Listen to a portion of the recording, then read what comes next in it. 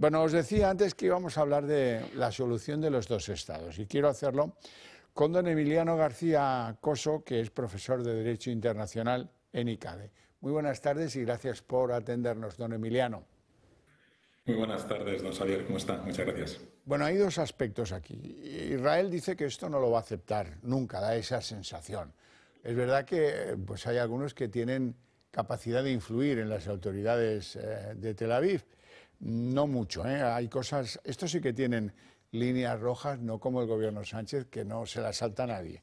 En cualquier caso, ¿quién ha dicho o quién tiene teorizado esto de que los dos estados vaya a calmar lo que está pasando en Gaza, donde hemos llegado a los 100 días de guerra, hemos llegado a unas 25.000 víctimas mortales, muchas de ellas niños y mujeres?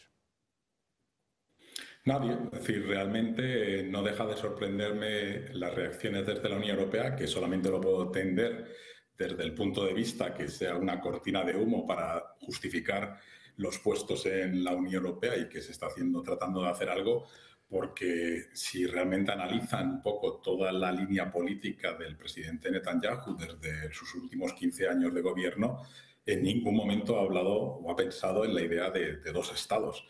Tiene muy claro que la oportunidad histórica que está en sus manos actualmente es única para acabar con toda Gaza, mantener un control férreo en lo militar, en lo fronterizo e incluso en el aspecto económico de lo que quede de Cisjordania y de lo que quede de Gaza y, por tanto, garantizar un poco el dominio de Israel en todo ese territorio. Y, además, también la Unión Europea peca de inocencia, si es por llamarlo de alguna manera, puesto que en ese plan de dos estados no tiene en cuenta a uno de los actores que está incitando el conflicto, que es Irán. Mientras en ese proceso negociador de dos estados no tengan en cuenta también la posición de iraní, que es el que financia, el que dota de armamento a Hezbollah, a la yihad islámica, a Hamas, a pesar de ellos ser chiistas, y Hamas ser sunís, pues estamos perdiendo el tiempo realmente. No, que se lo pregunten a los palestinos y a las familias de los 25.000 muertos y los que se están muriendo de hambre en la zona de Gaza, qué piensan sobre este plan. Produce un poquitín de vértigo cómo se consiguen los consensos. A mí me sorprendió particularmente mucho que fueran las autoridades de Washington las que sacaran a relación esto de el segundo Estado, porque son tradicionales aliados de Israel y porque, bueno, pues era un poco una solución muy a la europea, muy atrevida, muy alambicada y muy difícil de llevar a cabo. Pero no deja de sorprenderme cómo se ha conseguido el consenso dentro de España, con una tesis que cuando la lanza Sánchez, pues como que nadie le hace caso, que luego vimos que Su Majestad el Rey asumía fervorosamente y que al final, un poquito tirados del Ronzal, pues el Partido Popular también ha entrado y no hay quien esté en contra de la creación del segundo Estado. No, si el problema en Estados Unidos ya estamos en situación electoral, por lo tanto la administración Biden tiene que tratar de satisfacer un poco ese electorado más pro-palestino frente al electorado pro-israelí, que es dominante y sobre todo en algunos estados clave. Por lo tanto, la lógica en Estados Unidos no me extraña.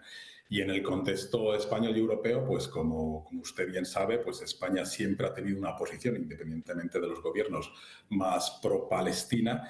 Y la idea es pues tratar de colaborar en ese intento de sentar a ambos gobiernos. ¿Qué es lo que ocurre? Que si la administración Biden no es capaz, a pesar de las conversaciones directas, a pesar de las presiones diplomáticas, de convencer a Netanyahu, lo que diga el gobierno español al presidente Netanyahu le resulta absolutamente indiferente, y lo que diga la Unión Europea, pues tal y como parece que se están desarrollando los acontecimientos también. Es decir, que el único interlocutor válido es Estados Unidos, desde el punto de vista del ejercicio de una cierta presión. No creo ni siquiera que la zanahoria que le puso el secretario de Estado Blinken diciendo que si Israel se sentaba en un proceso para ver la posibilidad de los dos estados, lograría, digamos, el reconocimiento de la mayor parte de estados árabes, especialmente hablando de Arabia Saudí.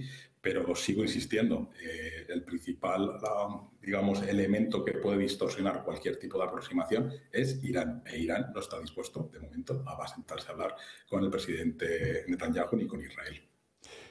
Algunos de los que proponen lo del segundo Estado como la panacea, la solución para pacificar, etcétera, no concretan una situación. ¿Cuánto tardaría Hamás en controlar ese supuesto Estado Islámico si alguien decidiera ponerlo en pie? Efectivamente, es decir, la autoridad palestina está totalmente deslegitimada, incluso con el propio apoyo del gobierno israelí. Recordemos que han salido diferentes documentos donde el propio presidente Netanyahu ha estado financiando o ayudando al propio gobierno de Hamas en Gaza para tratar de deslegitimar a la autoridad palestina, y su influencia en la zona de Cisjordania cada vez es menor del gobierno de Al-Fatah.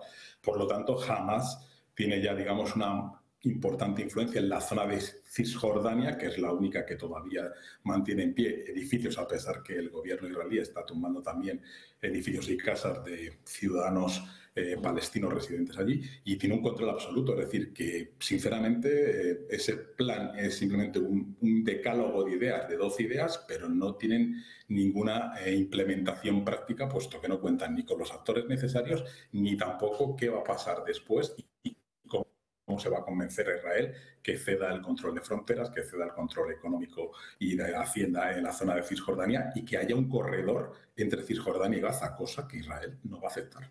Claro, es que eso es... Alguien ha perdido mucho el tiempo con esta propuesta.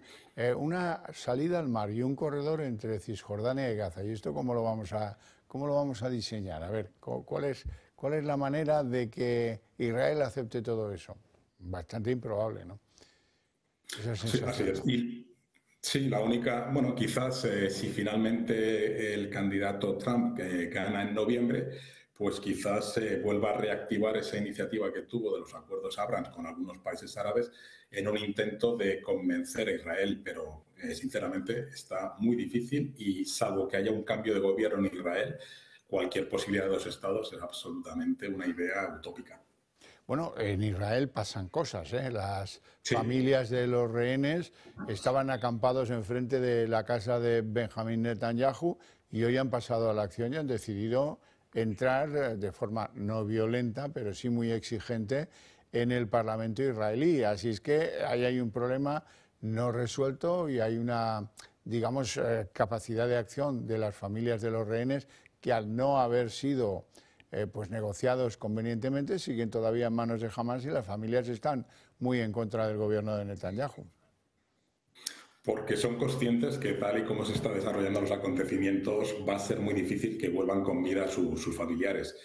Dentro del propio gobierno de Netanyahu hay al menos dos ministros que ya han mostrado un poco cierto rechazo al posicionamiento, a este gobierno de concertación que hay en Israel, y que están poniendo en duda la estrategia de Netanyahu, pero Netanyahu también es consciente que cualquier cambio de la política actual va a suponer su fin político, porque cada vez más, ya no solamente los familiares, sino también un cierto ámbito social, está reclamando que la posición de Netanyahu es insostenible, que ya venía siendo insostenible por razones de la reforma del Poder Judicial en Israel, y que la guerra lo ha sostenido un poco, pero cualquier resultado no previsto contrario a los intereses de Israel supondrá el fin definitivo del presidente Netanyahu. De ahí su resistencia a cualquier tipo de iniciativa diferente. Don Emiliano García Coso, un placer enorme tenerle en el programa. Le agradezco mucho sus opiniones y su deferencia para hacerlas pues, posibles a través de nuestro canal. Muchísimas gracias. Muchísimas gracias, don Xavier. Feliz Buenas tarde. noches. Feliz tarde. Igualmente. Gracias.